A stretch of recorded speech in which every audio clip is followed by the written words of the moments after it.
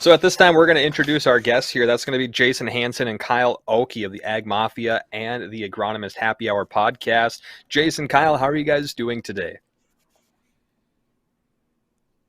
Well, pretty decent considering the amount of snow we have at this time of the year. So let me ask you, because you guys are crop consultants, you're agronomists, you do all this awesome stuff that Bridgette's been telling me about. Uh, I'll start with Jason and then Kyle. What are your guys' thoughts on how much snow we've had? You know, we've kind of heard a little bit about what this temperature trend is going to look like, and it looks like we're going to rival this record for hitting 40 degrees heading into April 11th. What are your concerns as we head towards springtime for getting into the fields and getting a crop off this year? Well, I think we have just as much ice on the lake now Devil's Lake, as we've had for most of the winter. Our insulation, our factor value there with our snow is keeping these. I mean, our temperature at soil level is way warmer than our air temperature right now. It's going to take a lot of heat to start really getting things moving because there's a lot of reflective power out there.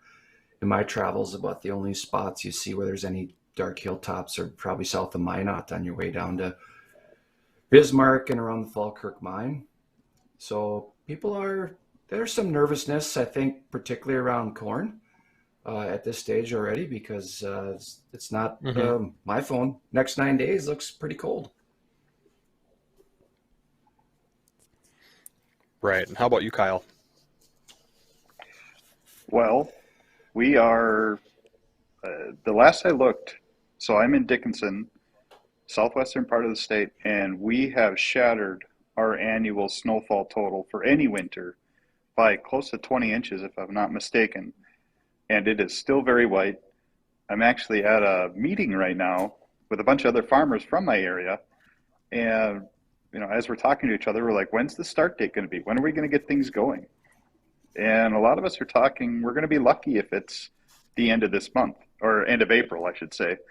It's where traditionally a lot of us here would be starting to think about doing some kind of farming here by the beginning of April, most years. So Right. we're definitely going to be behind versus normal. Yeah, the western portion of the state, especially around Bismarck, just been getting pounded with snow.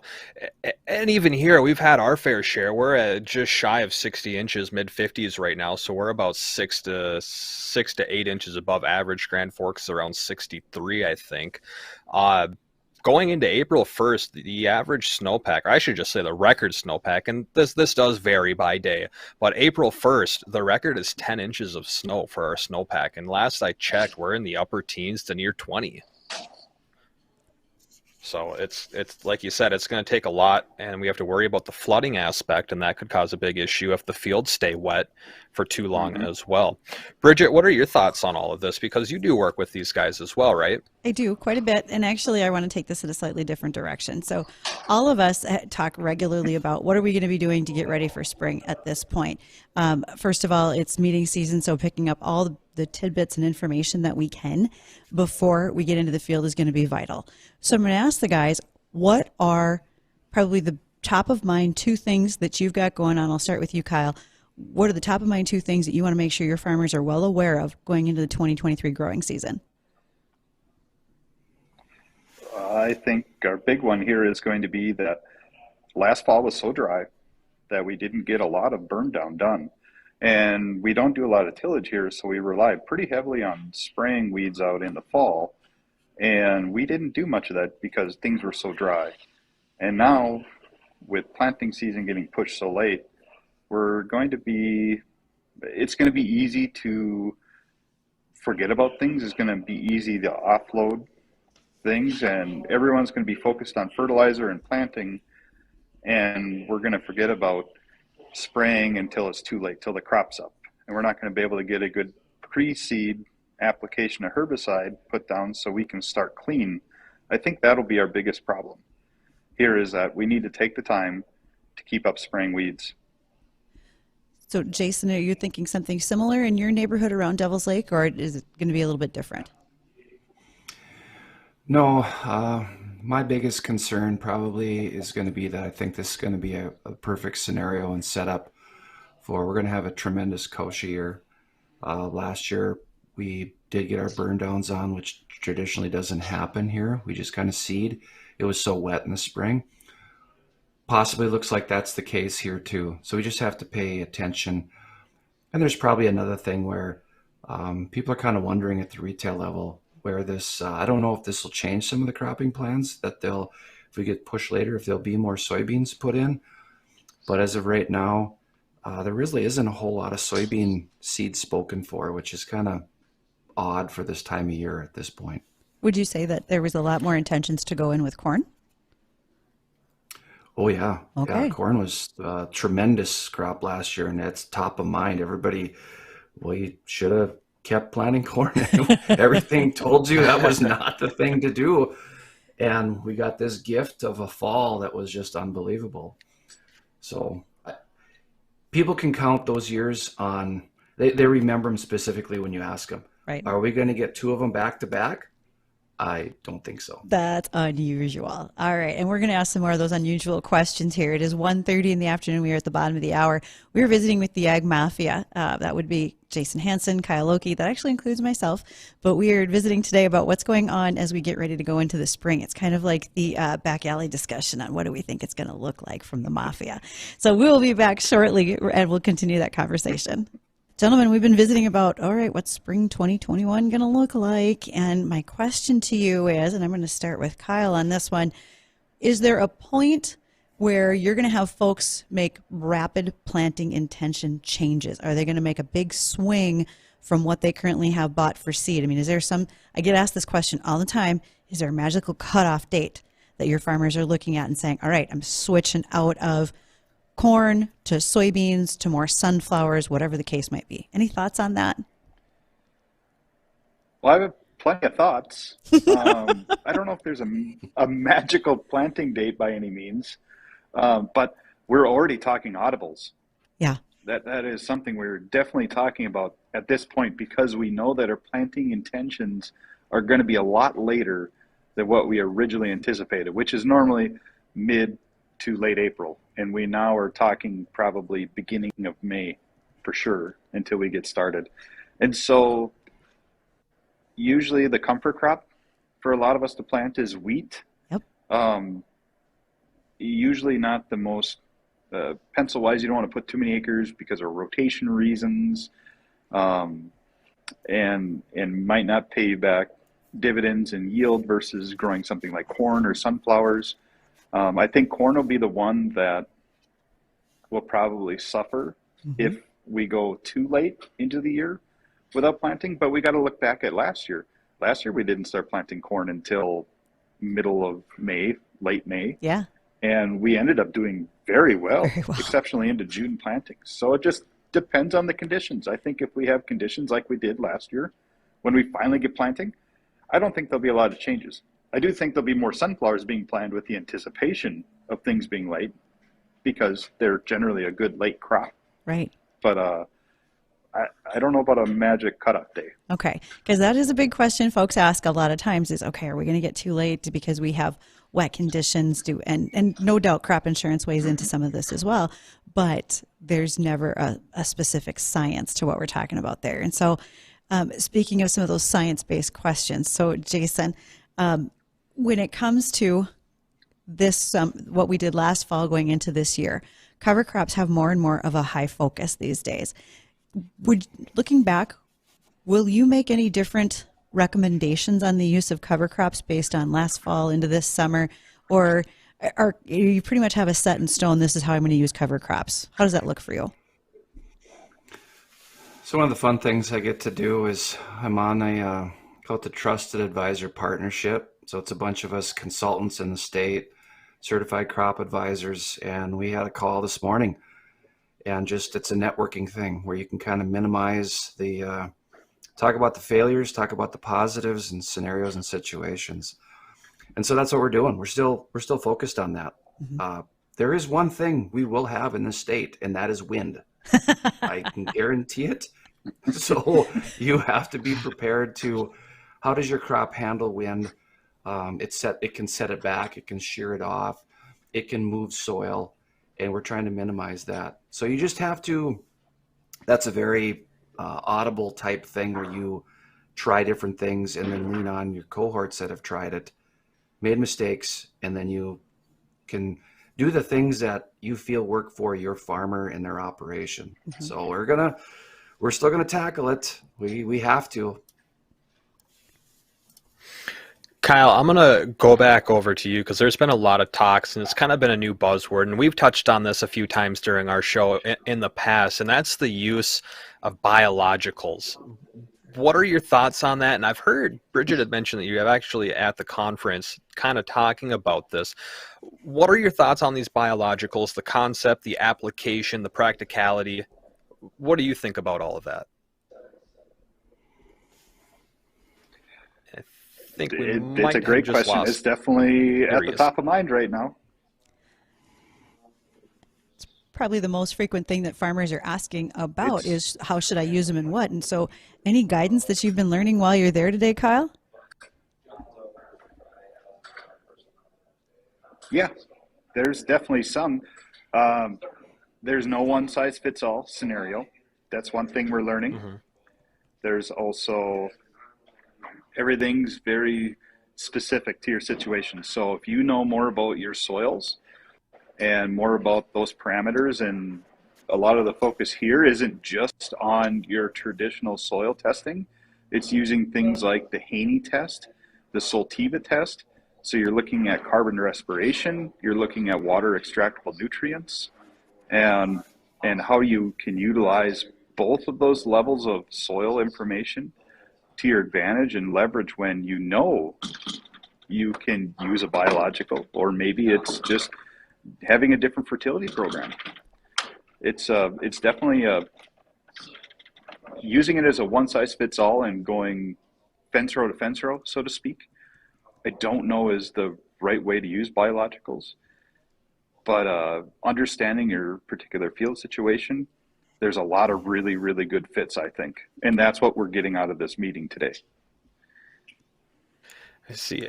And there's been talks about how biologicals haven't been used as much in the past due, one, to supply, and the second being the cost that it's taken, or the cost of the biologicals in general. Now that we're starting to see this become a little bit more wider spread application uses and the production of it as well is getting cheaper, are we seeing that the prices on these biologicals are coming down to maybe they're rivaling conventional means? Maybe, but I would say that the price of biologicals have probably inflated no differently than fertilizer and other crop inputs.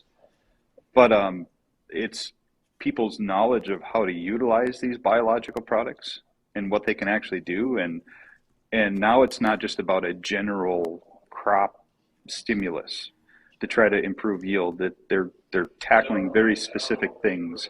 It could be protecting it from a disease, it could be a certain stressor, it could be a certain nutrient that it's releasing or making more available to the plant.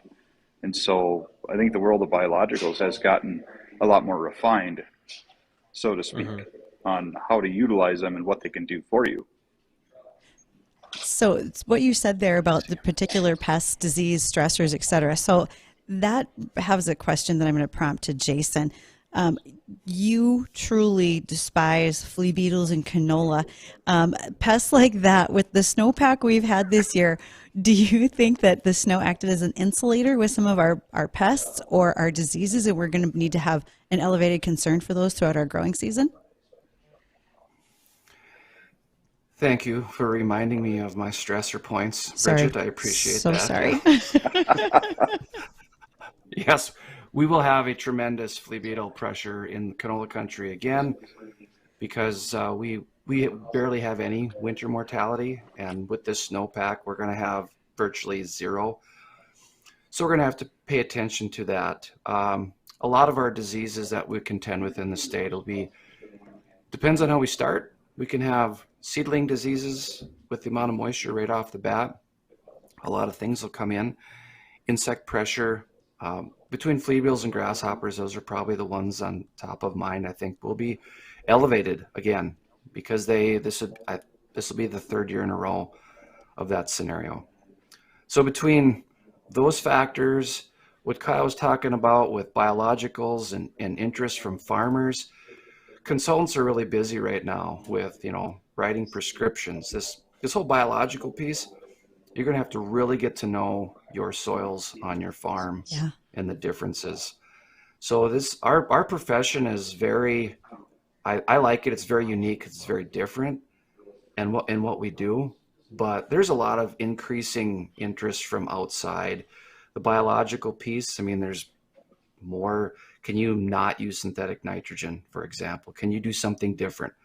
Farmers are always looking for new and innovative ways to become more efficient, more profitable, and they might have different goals on their farm too environmentally. Well, so we got a lot of stuff to look at this spring and summer. It's going to be exciting. There is never a dull moment in agronomy, and honestly, Justin is hoping that you answer all of his questions so he can use them in his farm simulator game when the rest of us aren't watching, because he's trying to make a profit like we are. But we had a caller, and I'm going to pose this question back to Jason. Someone asked, why are we called the AgMafia? So how would you like to answer that, Jason? It goes back a ways to, if you want to kind of see what we do, this conversation, Bridgette and WDAY gives us a window to kind of talk about our professions. If you're more curious, I'd suggest you go on to Snapchat and find AgMafia. And we had a previous line of business that we were doing something, and we'd rotate this around to different people. So you get to see different aspects of ag. And that kind of went away, and we just thought this is kind of a cool name. It's kind of edgy, and it's stuck. And so we bring in other people from, aerial pilots, people that are in different aspects of finance and machinery and agriculture. So it's actually really cool. You even in your own profession, you kind of think until you get into somebody that really knows. Yeah. And it's a cool follow for a week. It is. So that AgMafia Snap account, there's like 800 followers on there, and we rotate it every week so somebody different has it. I already got the whole month of April lined up, so we're going to have a variety of folks who are in ag retail to ag chem manufacturing to production farm. It's a little bit all over the board as to what we're doing, and also depends on the part of the globe, because we have some folks who are going to be doing that from other places because they're actively farming while we might not be here yet. Kyle, as far as AgMafia, anything you want to add to what we do?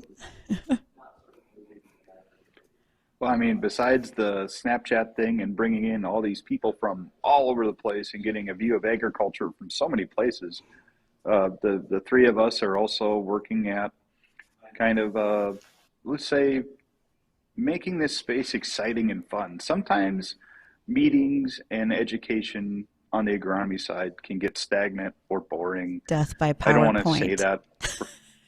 Yeah. Yes. And so us as a group, we're aimed at, you're looking at all of us on the screen right here. Our aim is to bring a little more excitement to that.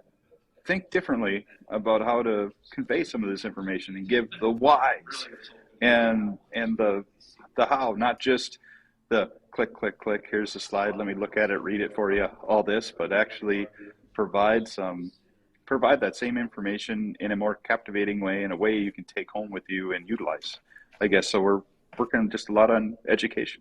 So as the guy who is sort of by default the IT guy for the bunch, if folks want to find AgMafia or you or Jason, how could they do that? Oh, so many ways.